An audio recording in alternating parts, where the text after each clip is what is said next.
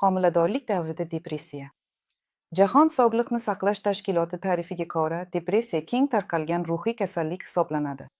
Unga doimiy tushkunlik, odatda insonga zavq bag'ishlaydigan narsalarga qiziqishning yo'qolishi, kundalik ishlarni bajara olmaslik xosdir. Depressiyaning ba'zi xarakterli belgilariga quyidagilar kiradi: uyquning buzilishi, ishtaha va vaznning o'zgarishi, sababsiz ayb hissi. Barcha kundalik ishlar og'ir kechadi, kelajak esa qorong'i tusda ko'rinadi. Oldinda hech qanday yaxshi narsa bo'lmaydigandek tuyuladi. Insonni faqat hafsalasi pir bo'lib, muammolar va doimiy charchoq kutadi.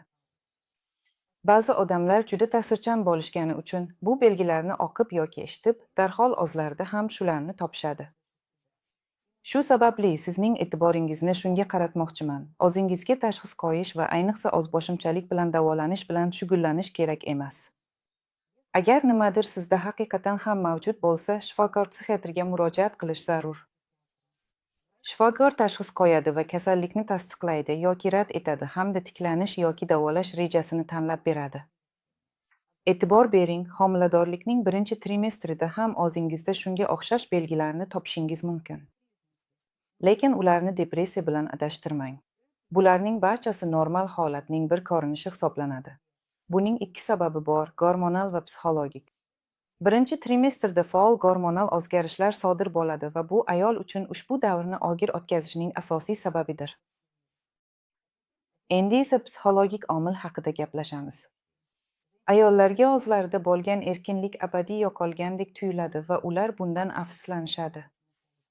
Agar homiladorlikdan oldin ayol mustaqil shaxs bo'lgan, uning tanasi, his-tuyg'ulari, energiyasi, vaqti, hatto butun hayoti faqat o'ziga tegishli bo'lgan bo'lsa, endi u boshqa bir inson bilan bog'lanadi va uning hayoti hamda taqdiri uchun javobgar bo'ladi va bu mas'uliyatni yana uzoq yillar davomida o'z zimmasida olib yuradi.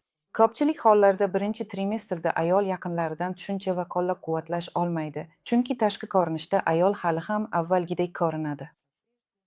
Hozircha uning homiladorligi hech qanday tarzda namoyon bo'lmaydi. Lekin ayolning ichida psixologik bo'ronlar va dovullar kechadi. Shuning uchun homiladorlik yaxshi, quvonch va zavq bilan o'tsin, hissiy holatingiz barqaror bo'lsin desangiz, homiladorligingizning boshidayoq mutaxassislarga, perinatal psixologga murojaat qiling. Perinatal psixolog homilador ayolning xavotiri, tashvishlari, shubhalari va qo'rquvlarini tushunishga yordam beradi. Zarur bo'lsa psixoterapevtik yordam va qo'llab-quvvatlash ko'rsatadi. Shuningdek, yuz berayotgan holatlarga to'g'ri izoh berib, tushuntirib bera oladi.